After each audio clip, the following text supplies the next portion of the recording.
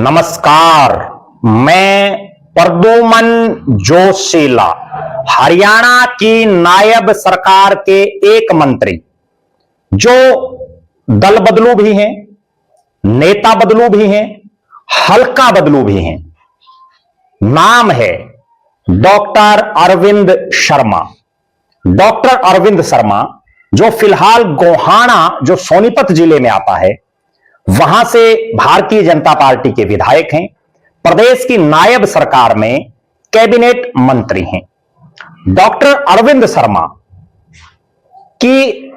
असली राजनीतिक अग्नि परीक्षा कुछ घंटे बाद होने वाली है, जिसमें यह स्पष्ट हो जाएगा कि सोनीपत जिले के गोहाना विधानसभा क्षेत्र से डॉक्टर अरविंद शर्मा अपने खुद के दमखम पर, अपनी मैनेजमेंट के दम पर, अपनी राजनीतिक सूझबूझ के दम पर चुनाव जीते हैं या कांग्रेस द्वारा सिटिंग विधायक को ही बार बार टिकट दिए जाने और निर्दलीयों के चुनावी मैदान में उतरकर अच्छे खासे वोट लेने की वजह से उनकी बात बन गई। इस चीज का विश्लेषण आज के इस वीडियो में हम करेंगे जो बड़ा महत्वपूर्ण है। डॉक्टर अरविंद शर्मा एक ऐसे नेता जिन्होंने कई लोकसभा क्षेत्रों से चुनाव लड़ा, विधानसभा के भी कई हलकों से वो चुनाव लड़ चुके हैं। बड़े दल बदलुओं में जो प्रदेश के दल बदलू नेता हैं उनमें उनकी गिनती है,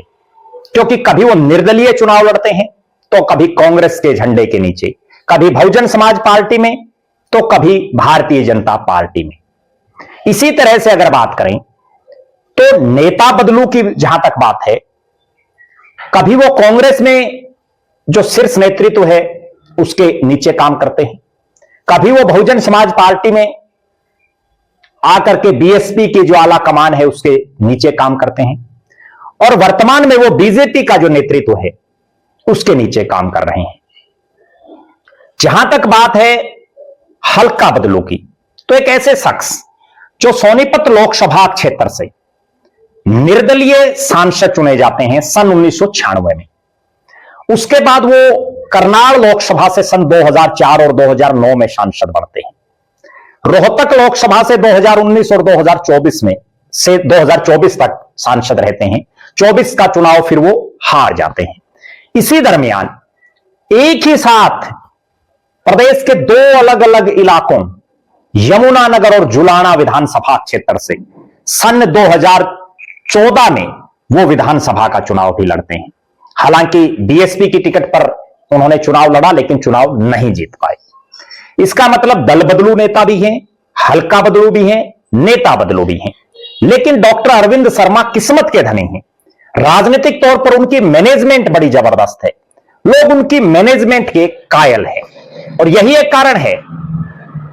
कि एक साधारण घर से आने वाले डॉक्टर अरविंद शर्मा सोनीपत जैसे इलाके से जहां चौधरी देवीलाल जैसे शख्स ने भी चुनाव लड़े हों, वहां से वो निर्दलीय सांसद बनते हैं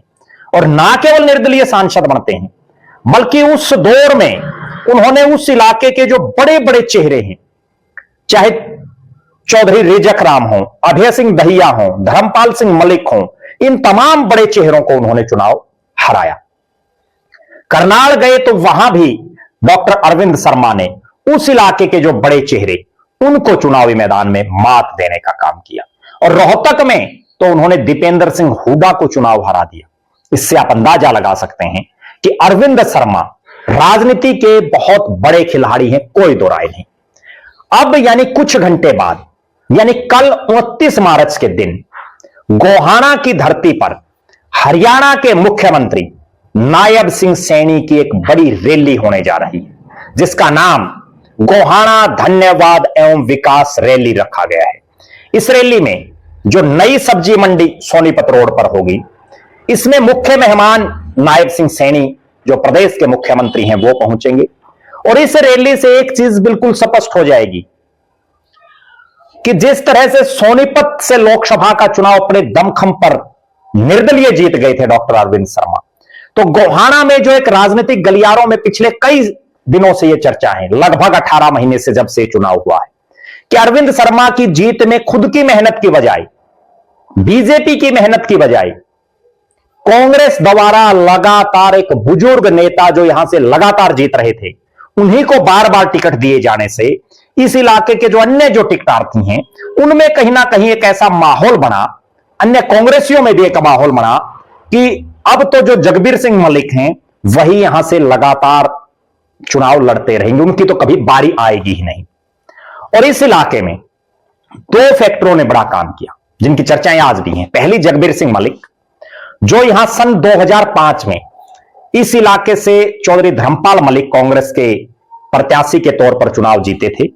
और उसके बाद वो हजका में चले गए थे। चौधरी भजनलाल और कुलदीप बिश्नोई ने जब हरियाणा जनहित कांग्रेस बीएल बनाई, उसके बाद 3 विधायकों ने इस्तीफे दिए, जिनमें चौधरी भजनलाल, धर्मपाल सिंह मलिक और राकेश कंबोज इंद्री से। 3 में से चौधरी भजनलाल तो दोबारा विधानसभा में पहुंच गए, लेकिन धर्मपाल मलिक की बुरी हार हुई जब उन्होंने उपचुनाव लड़ा, और यहां कांग्रेस ने उतारा जगबीर सिंह मलिक को, जो पहले भी विधायक रहे हैं। जगबीर सिंह मलिक की इस चुनाव में, इस उपचुनाव के मार्फत एक लॉटरी लगी और वो चुनाव जीते। उसके बाद उन्होंने मुड़ करके नहीं देखा और लगातार इस इलाके से, यानी गोहाना की धरती से जगबीर सिंह मलिक लगातार चुनाव जीतते रहे। और यही एक कारण है कि इस इलाके में विशेषकर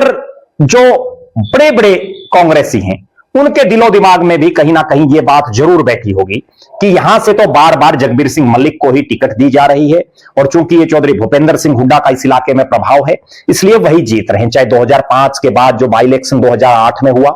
फिर 2009 में जगबीर सिंह मलिक बने, फिर 14 में बने, फिर 19 में बने, और उससे पहले जगबीर सिंह मलिक यहां से 1996 में भी बने हुए हैं हरियाणा विकास पार्टी से।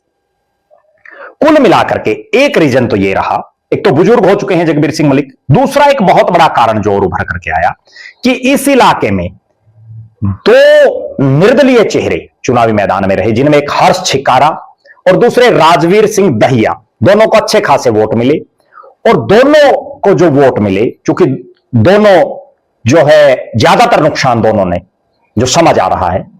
वो कांग्रेस पार्टी को ही किया, क्योंकि बीजेपी तो सत्ता पक्ष में थी, जो उनके विरोधी वोट थे वो कहीं ना कहीं बट गए। और जगबीर सिंह मलिक की भी लगातार चुनाव लड़ने की वजह से एक एंटी इनकम्बेंसी बनी हुई थी, जिसका उनको सीधा सीधा नुकसान हुआ। अब कुछ घंटे बाद, यानी 29 तारीख कल के दिन, यह बिल्कुल स्पष्ट हो जाएगा कि अरविंद शर्मा अपने दमखम पर चुनाव जीते हैं, अरविंद शर्मा अपने रसूख के दमखम पर चुनाव जीते हैं, अरविंद शर्मा भारतीय जनता पार्टी की वजह से चुनाव जीते हैं। क्यों? क्योंकि इस रैली में कितनी भीड़ आती है यह अपने आप में एक पैमाना है। कितनी भीड़ इस रैली में पहुंचती है, कितनी भारी तादाद में गोहाना विधानसभा क्षेत्र के लोग अरविंद शर्मा के बुलावे पर नायब सिंह सैनी को सुनने पहुंचते हैं,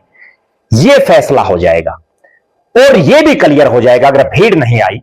तो अरविंद शर्मा, जो बार बार हल्का भी बदलते रहते हैं, जो पार्टी भी बदलते रहते हैं, नेता भी बदलते रहते हैं, अरविंद शर्मा की यह गोहाना से जीत निर्दलियों के चुनावी मैदान में खड़े होने की वजह से और मजबूती से चुनाव लड़ने की वजह से, और कांग्रेस द्वारा लगातार एक ही प्रत्याशी को बार बार रिपीट करने की वजह से यह जीत हुई है। हमारी नजरें 29 तारीख की इस रैली पर हैं, इसमें कितनी भीड़ आती है, मुख्यमंत्री क्या बोलते हैं, डॉक्टर अरविंद शर्मा क्या मांग रखते हैं, उन पर भी हमारी नजरें हैं, और मुख्यमंत्री गोहाना को क्या तोहफा देते हैं उस पर भी हम रैली के बाद एक वीडियो बनाएंगे। आप दर्शक डॉक्टर अरविंद शर्मा की राजनीति के बारे में क्या समझते हैं? गोहाना विधानसभा क्षेत्र में जो वर्षों बाद जगबीर सिंह मलिक चुनाव हारे हैं, उसके बाद अरविंद शर्मा कोई विकास गोहाना के इलाके में करवा पा रहे हैं या केवल मंत्री बने बैठे हैं? आपकी नजरों में आप जरूर कमेंट करें। बहुत बहुत धन्यवाद। आपका अपना प्रद्युमन जोशीला।